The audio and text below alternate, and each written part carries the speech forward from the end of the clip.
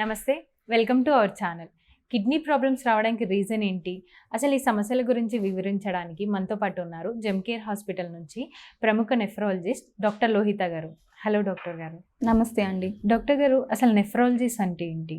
Kidney disease deal చేసే 2 రకాల doctors ఉంటారు. ఒకళ్ళు నెఫ్రాలజిస్ట్, ఇంకొకళ్ళు యూరాలజిస్ట్. నెఫ్రాలజిస్ట్ అనే వాళ్ళు medical branch, urologist surgical branch వాళ్ళు. యూరిన్లో ప్రోటీన్స్ పోవడం వల్ల కిడ్నీ వాపులు రావడం, ముఖం వాపు, కాళ్ళ వాపులు ఇవన్నీ నెఫ్రాలజిస్ట్ చూస్తారు. మోస్ట్లీ షుగర్ వల్ల వచ్చే ప్రాబ్లమ్స్, బీపీ వల్ల వచ్చే ప్రాబ్లమ్స్ వీళ్ళందరూ నెఫ్రాలజిస్ట్ కన్సల్ట్ అవ్వాల్సి వస్తుంది. యూరాలజిస్ట్ అనేవాళ్ళు యూజువల్గా సర్జికల్ బ్రాంచ్ అని చెప్పాను కదా. So kidney stones, prostate, cancer అవన్నీ యూరాలజిస్ట్ డీల్ చేస్తారు. కిడ్నీ సమస్యల వల్ల వచ్చే ప్రాబ్లమ్స్ ఏంటంటారు? Kidney problems majority like diabetes వల్ల మోస్ట్ కామన్ అనమాట. Next uncontrol blood pressure. Third ఏమో కిడ్నీ స్టోన్స్ వల్ల CKD-U అని కొత్తగా వస్తుంది.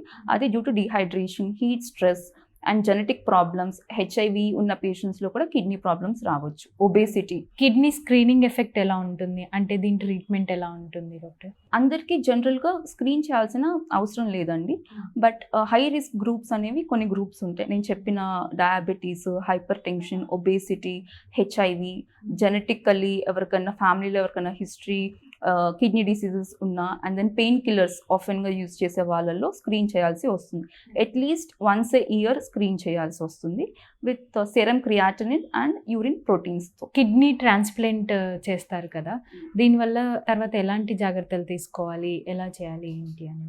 మనకి every year 2 lakh new patients డయాలసిస్లో ఎన్రోల్ అవుతున్నారండి. బట్ ఓన్లీ 10,000 ట్రాన్స్ప్లాంట్స్ మాత్రమే చేస్తున్నారు పర్ ఇయర్. అంటే చాలా డిస్పారిటీ ఉంది డయాలసిస్ పేషెంట్స్కి, ట్రాన్స్ప్లాంట్కి. సో ట్రాన్స్ప్లాంట్ గురించి అవేర్నెస్ అనేది చాలా ముఖ్యం. ట్రాన్స్ప్లాంట్ 2 రకాలు ఉంటుంది. ఒకటేమో లైవ్ రిలేటెడ్ కిడ్నీ ట్రాన్స్ప్లాంట్, ఇంకోటేమో కెడావర్. లైవ్ అంటే ఇంట్లో ఎవరన్నా మన పేరెంట్స్ కానీ, సిబ్లింగ్స్ కానీ, అండ్ దెన్ స్పౌజల్ వాళ్ళు ఆర్ఎల్స్ గ్రాండ్ పేరెంట్స్ వీళ్ళు ఎవరైనా కిడ్నీ ఇవ్వగలిగితే దాన్ని లైవ్ అని అంటాం. కెడావర్ అంటే ఎవరైతే ఆల్రెడీ బ్రెయిన్ డెడ్ ఉన్న పేషెంట్స్లో బట్ స్టిల్ రిమైనింగ్ ఆర్గన్స్ ఇంకా ఫంక్షనింగ్ అవుతూ ఉంటాయి, వాళ్ళలో కిడ్నీ తీస్తారు. కిడ్నీ తీసి అప్పుడు జీవన్ దాంట్లో రిజిస్టర్ చేస్తారు. మనకి కొత్తగా కెడావర్ ప్రోగ్రామ్ తెలంగాణలో జీవన్ దాన్ అనే ప్రోగ్రామ్ వచ్చింది. సో దాని ద్వారా కిడ్నీ ట్రాన్స్ప్లాంట్స్ అవుతాయి. స్మోక్ చేసే వాళ్ళకి కిడ్నీ ప్రాబ్లమ్స్ ఎలా ఎఫెక్ట్ అవుతుంది అంటారు? స్మోకింగ్, క్రానిక్ స్మోకర్స్లో లైక్ ఎథెరోస్క్లిరోసిస్ అనేది వస్తుంది. అది బ్లడ్ వెజల్స్, రీనల్ బ్లడ్ వెజల్స్లో ఎథెరోస్క్లిరోసిస్ రావడం వల్ల అన్కంట్రోల్డ్ బీపీ బాగా కంట్రోల్ లేకుండా ఉండము, అండ్ దెన్ కిడ్నీ ఫెయిల్ అవ్వడం, ఇవన్నీ ఛాన్సెస్ ఉంటాయి. దాన్ని రీనల్ ఆర్టరీ స్టెనోసిస్ అంటారు. అలా వదిలేస్తే అది లాంగ్ టర్మ్లో డయాలసిస్ స్టేజ్కి వెళ్తుంది. సెకండ్, స్మోకింగ్ వల్ల క్యాన్సర్, యూరోథెలియల్ మాలిగ్నెన్సీస్ కామన్. థర్డ్, ఇంకా నాడ్యులర్ స్క్లీరోసిస్ అని అండ్ యాంటీ-GBM డిసీజ్ అని, అవి చాలా రేర్ పాసిబిలిటీస్ రావచ్చు. కొంతమంది పెయిన్ కిల్లర్స్ యూస్ చేస్తారు, అది కిడ్నీకి ఎఫెక్ట్ అవుతుంది అంటారు. కొంతమంది మెడికేషన్స్ యూస్ చేస్తుంటారు కదా, కిడ్నీ ఫెయిల్ అయ్యే ఛాన్సెస్ ఉంటాయి అంటారు. ఇది ఎంత నిజమేనా? డెఫినెట్లీ అండి. అందుకని పెయిన్ కిల్లర్స్ కూడా ఒక హై కేటగిరీ రిస్క్ కేటగిరీ గ్రూప్లో వచ్చింది. సో అందుకని మనం ఎవ్రీ ఇయర్ మనం స్క్రీన్ చేస్తూ ఉండాలి, serum creatinine and urine for proteins. So మనకి ఒకవేళ ఏమైనా అబ్నార్మాలిటీస్ ఉంటే కన్సల్టెంట్ నెఫ్రాలజిస్ట్ని దగ్గరలో కన్సల్ట్ అవ్వాల్సిన అవసరం వస్తుంది. కిడ్నీలో స్టోన్స్ ఎప్పుడు వస్తాయి, అసలు దేని వల్ల వస్తాయి అంటారు? కిడ్నీలో స్టోన్స్ జనరల్గా 2-3 రకాలు కామన్ అండి. ఒకటేమో కాల్షియం ఆక్సలేట్ స్టోన్స్, సెకండ్ ఏమో యూరిక్ యాసిడ్ స్టోన్స్, థర్డ్ ఏమో స్ట్రూవైట్ స్టోన్స్ అని అంటారు. ఈ కాల్షియం ఆక్సలేట్, ఈ 3 స్టోన్స్ జనరల్గా ఫస్ట్ డీహైడ్రేషన్, వాటర్ తక్కువ తాగడము, డీహైడ్రేషన్, బయట ఎండలో బాగా పనిచేయడము.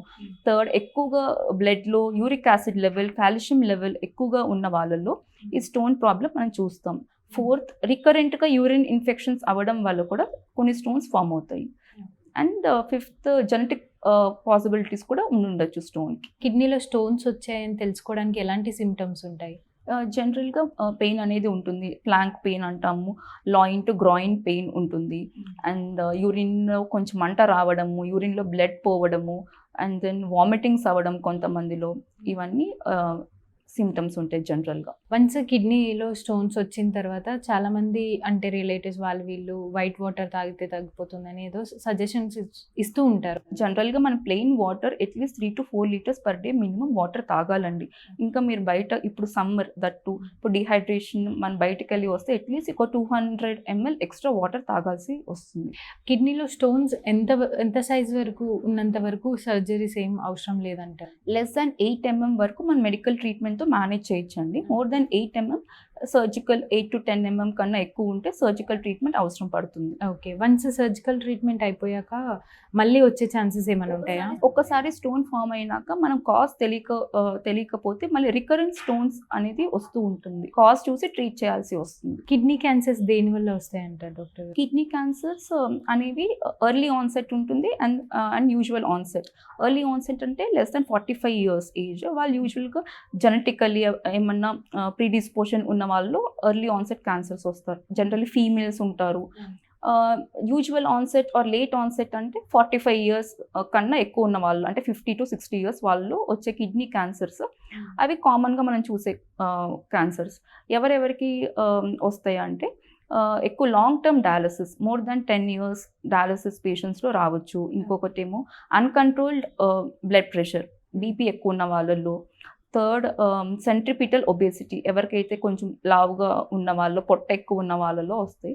ఫోర్త్ స్మోకింగ్ చాలా ఇంపార్టెంట్ రిస్క్ ఫ్యాక్టర్. వన్స్ కిడ్నీలో స్టోన్స్ వచ్చాక తక్కువ సైజే ఉంది కదా అని సర్జరీస్కి వెళ్ళరు కదా, అలా వెళ్ళకుండా ఆ స్టోన్స్ కంటిన్యూగా ఒక 3, 4, 5 years అలాగే ఉన్నాయి అనుకోండి, దానివల్ల కిడ్నీకి ఏదైనా ఎఫెక్ట్ అవుతుందా? అలానే స్టోన్ లోపల ఉండిపోతే ఇన్ఫెక్షన్ అక్కడ ఉండి ఇన్ఫెక్షన్ అయ్యే ఛాన్సెస్ ఉంటాయి. సో రికరెంట్గా యూరిన్ ఇన్ఫెక్షన్స్ అవుతూ ఉంటాయి. అప్పుడు మనం స్కాన్ చేస్తే చూస్తే కిడ్నీ స్టోన్స్ ఉన్నట్టు తెలుస్తుంది. వన్స్ కిడ్నీలో స్టోన్స్ వచ్చిన తర్వాత అది ఏ పార్ట్స్కి ఎఫెక్ట్ చేస్తుంది డాక్టర్? యూజువల్గా అది urinary tract, bladder, kidney 3 effect అవుతుంది. అలానే అప్పుడప్పుడు సడన్గా యూరిన్ ఆగిపోవచ్చు కూడా. ఒకవేళ స్టోన్ బ్లాక్ అయిపోతే యూరిన్ టోటల్గా ఆగిపోతుంది. అప్పుడు డయాలసిస్ కూడా చేయాల్సి రావచ్చు. సమ్ టైమ్స్ కిడ్నీలో స్టోన్స్ ఉన్నప్పుడు యూరిన్ మంట రావడం కానీ ఇలాంటి బ్లడ్ యూరిన్ రావడం జరుగుతుంటాయి కదా, ఇవి దేనివల్ల? స్టోన్ వల్ల ఒక ఫోకస్ ఆఫ్ ఇన్ఫెక్షన్ అనేది అక్కడ ఉంటుంది. దానివల్ల మనకి యూరినరీ ఇన్ఫెక్షన్ సిమ్టమ్స్ అనేవి వస్తుంటాయి. మూత్రంలో మంట, వామిటింగ్స్, ఫీవర్ ఇవన్నీ వస్తూ ఉంటాయి. కిడ్నీస్ హెల్దీగా ఉండడానికి, కిడ్నీ స్టోన్స్ రాకుండా, కిడ్నీ ప్రాబ్లమ్స్ రాకుండా ఉండడానికి ఒక హెల్దీ డైట్ ఏంటి చెప్తారా? కిడ్నీ స్టోన్స్కి మనం జనరల్గా వాటర్ ఎక్కువ తాగాలండి. మోర్ దాన్ 3 liters వాటర్ తాగాల్సిందే. 3 to 4 liters per day water తాగాలి. అండ్ సాల్ట్ కంటెంట్ తక్కువ ఉండాలి. లెస్ దాన్ 5 grams సాల్ట్ ఉండాలి. అండ్ థర్డ్ ఎక్కువ షుగరీ ఫుడ్స్ కన్స్యూమ్ చేయకూడదు. Fourth healthy lifestyle modification డెఫినెట్గా ఉండాలి. అండ్ డైలీ వాకింగ్ అవి చేస్తూ ఉండాలి. ఫిఫ్త్ హై ఆక్సలేట్ ఫుడ్స్ అని అంటారు. సో అవి దేంట్లో ఎక్కువ ఆక్సలేట్ కంటెంట్ ఎక్కువ ఉంటుందంటే ఒకటి టీ, కాఫీ, ఇంకొకటి చాక్లెట్స్, టొమాటోస్, బీట్రూట్స్, అన్నిట్లో కొంచెం ఆక్సలేట్ అనేది ఎక్కువ ఉంటుంది. ఇంకొకటి యూరిక్ యాసిడ్ స్టోన్స్ కూడా ఉంటాయి. అవి ఎక్కువ ఆల్కహాల్ వాళ్ళల్లో ఎక్కువ చూస్తూ ఉంటాము. అండ్ దెన్ ఈ ఫ్రక్టోస్ ఫుడ్స్ కొంచెం తగ్గించాల్సి వస్తుంది. రెడ్ మీట్ అవాయిడ్ చేయాలి. యానిమల్ ప్రోటీన్ అవాయిడ్ చేయడం బెటర్. అండ్ డయాబెటిక్ వాళ్ళకు కూడా వేరే కిడ్నీ డిసీజెస్ కూడా వేరే డైట్ అనేది ఉంటుందండి. జనరల్గా ఎనర్జీ రిక్వైర్మెంట్ అనేది 30 to 35 kilocalorie per kg per day తీసుకోవాలి అందరూ. అండ్ ప్రోటీన్ కూడా 0.8 to 1 gram per kg per day తీసుకోవాలి జనరల్లీ. బట్ కిడ్నీ డిసీజ్ ఉన్న పేషెంట్స్లో మనం కొంచెం ఎర్లీ స్టేజెస్, లేట్ స్టేజెస్ అని ఉంటాయి. యూజువల్గా కిడ్నీ డిసీజ్ ఉన్న పేషెంట్స్లో మనం ప్రోటీన్ అనేది రెస్ట్రిక్ట్ చేయమని చెప్తాం.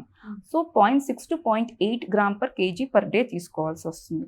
బట్ ఒక్కసారి డయాలసిస్కి వచ్చేసినాక హీమోడయాలసిస్ అంటారు. హీమోడయాలసిస్లో అప్పుడు ప్రోటీన్ రిక్వైర్మెంట్ పెరుగుద్ది 1.2 gram per kg per day. And కడుపు డయాలసిస్ చేస్తారు, పెరిటోనియల్ డయాలసిస్ అంటారు. దాంట్లో ఇంకా ఎక్కువ రిక్వైర్మెంట్ పెరుగుద్ది. సో 1.4 to 1.6 వరకు తీసుకోవాల్సి వస్తుంది. ఒక్కసారి డయాలసిస్ స్టార్ట్ చేసినా మన ప్రోటీన్ రిక్వైర్మెంట్ ఎక్కువగా అవసరం పడుతుంది. And then same as usual salt తక్కువ తినాలి. Less than 5 grams per day అంటే less than 1/2 teaspoon per day. Oil less than 1/2 liter per month per person ఒక్కొక్కళ్ళు కన్స్యూమ్ చేయాల్సింది. అండ్ కిడ్నీ డిసీజ్ ప్రోగ్రెస్ అయ్యే కొద్దికి పొటాషియం అనేది ఎక్కువ అవుతుంది ఎవరికైనా. సో ఎందుకంటే కిడ్నీ పనితీరు తగ్గడం వల్ల పొటాషియం అనేది బ్లడ్లో ఉండిపోతుంది. సో అప్పుడు మనం పొటాషియం ఎక్కువ ఉండడం వల్ల ఏమవుతుంది, సడన్గా కార్డియాక్ అరెస్ట్ అవ్వచ్చు, హార్ట్ ఆగిపోవచ్చు సడన్గా. సో అప్పుడు మనం పొటాషియం తక్కువ ఉన్న ఫుడ్స్ తీసుకోవాల్సి వస్తుంది కిడ్నీ డిసీజ్ ప్రోగ్రెస్ అయ్యే కొందికి. సో పొటాషియం తక్కువ ఉన్న ఫుడ్స్ ఏమేమంటే మనం ఫస్ట్ ఏవైతే అవాయిడ్ చేయాలో అది తెలుసుకోవాలి ఫస్ట్. మనం అవాయిడ్ చేయాల్సిన ఫుడ్స్ ఏంటి, coconut water, banana, fruits and even chocolates, dry fruits, nuts, ఇవన్నీ మనం అవాయిడ్ చేయాల్సి వస్తుంది. అండ్ సేమ్ స్మోకింగ్ అవాయిడ్ చేయాలి. అండ్ షుగర్ లెవెల్స్ మానిటర్ చేసుకుంటూ ఉండాలి. HbA1c టార్గెట్ 7% అలా ఉంచుకుంటే బెటర్. కిడ్నీ ప్రాబ్లం ఉండి డయాబెటీస్ ఉన్న వాళ్ళకి ఎలా ట్రీట్మెంట్ ఉంటుంది డాక్టర్? అది కిడ్నీ ప్రాబ్లం ఉండి డయాబెటీస్ కూడా ఉంది అంటే మనం ప్రివెంట్ చేసుకోవాలి ఏదైనా. మనం డయాబెటీస్ వచ్చినప్పుడే మనం ఫస్ట్ ఎవ్రీ ఇయర్ మనం స్క్రీనింగ్ చేసుకుంటూ ఉండాలి. ఒకటేమో సీరం క్రియాటినిన్, ఇంకోటేమో యూరిన్ ప్రోటీన్స్ ద్వారా. ఒక్కసారి కిడ్నీ ఎఫెక్ట్ అయింది అంటే మనం ఫ్రీక్వెంట్గా నెఫ్రాలజిస్ట్ని కన్సల్ట్ అవ్వాలి. ఓకే డాక్టర్, కిడ్నీ ప్రాబ్లమ్స్ గురించి మాకు చాలా క్లియర్గా ఎక్స్ప్లెయిన్ చేశారు. Thank you so much. So చూశారు కదండి, మరొక డాక్టర్తో మళ్ళీ కలుద్దాం. Thank you.